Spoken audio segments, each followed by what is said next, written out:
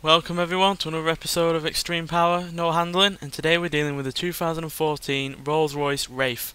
Now it has an 889 horsepower, 7 litre V12, and it weighs 5,288 pounds. So yeah, this is a massive car, weighs a hell of a lot, though not as much as the Range Rover from the previous episode, and neither does it have as much power. But I figure this will be a pretty quick car, and it should be decent, because it does have 4 handling, which isn't the worst that we've had, and standard it does it alright. It is a bit of a handful, but it's a manageable handful, so yeah, if that makes sense. So yeah, let's see what it can do.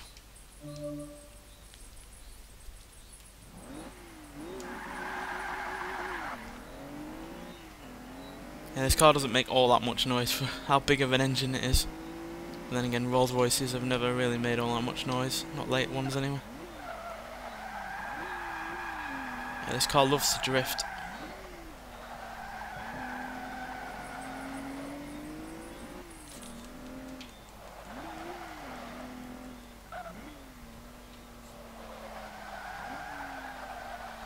Have to be so careful with it around the corners, because otherwise you start sliding like that. It was even doing that with its original amount of power, which, to be fair, was more than 600 horsepower, but still.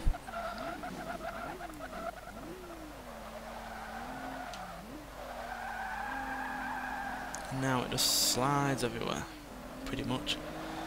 Surprisingly, it doesn't understeer all that much for such a big engine at the front, and for it weighing as much as it is. I would have expected to understeer more, but I'm guessing because it has all that power, it's just easier to oversteer it than understeer. As you can see, it can hang on relatively well if you're sensible, which I try to be.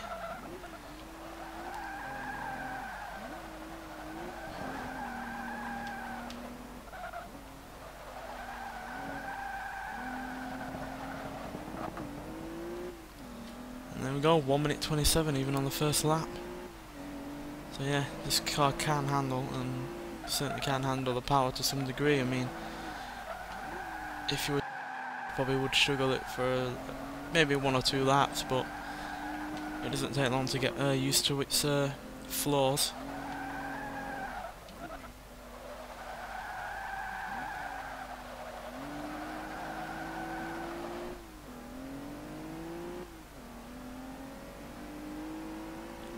It's more than decent in terms of acceleration, especially considering how much it weighs. Yeah, there's a bit of understeer there. It's not completely understeer free, but for the most part it is just oversteer that you have to control.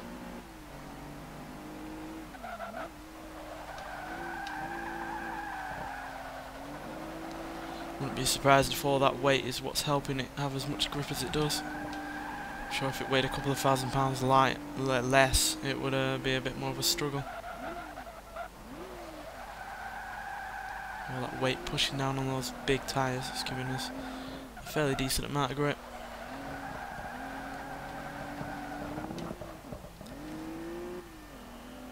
One minute 23.803. We're gonna have to dirty this lap up to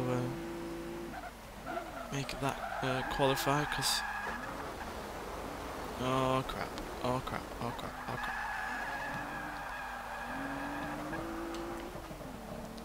Yeah, that's not going to help at all, that.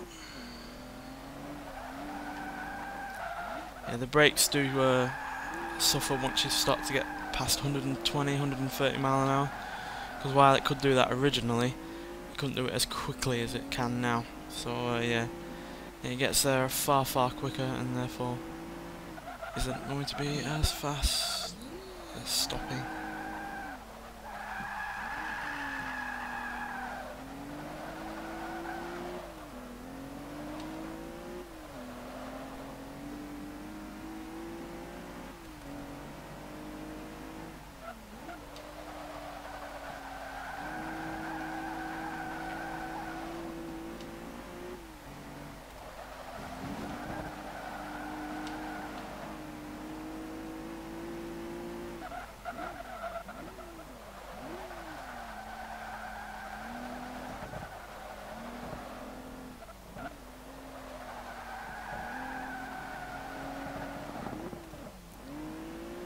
So yeah, there we go. I think we saw a 1 minute 23, so 0.8 or something, but because it only really ever reads clean laps, which is unfortunate for the series, we got 1 minute 27, 8.2. But if we look at what the time would be from the dirty lap, which I will find when I look back, 1 minute 23.8 I think it was, puts it right into second place, which is pretty damn quick.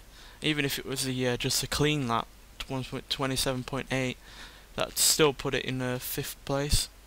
No, 6th place, just behind the GMC Syclone, and well ahead of the likes of that Mercedes G65 and the Dodge Challenger. So yeah, mightily impressive considering the weight and the amount of power, and especially since it wasn't the best handling car even stock. So yeah, pretty much a big surprise. I'm surprised it is as quick as the likes of those racing cars as well, like the Ferrari and the Maserati.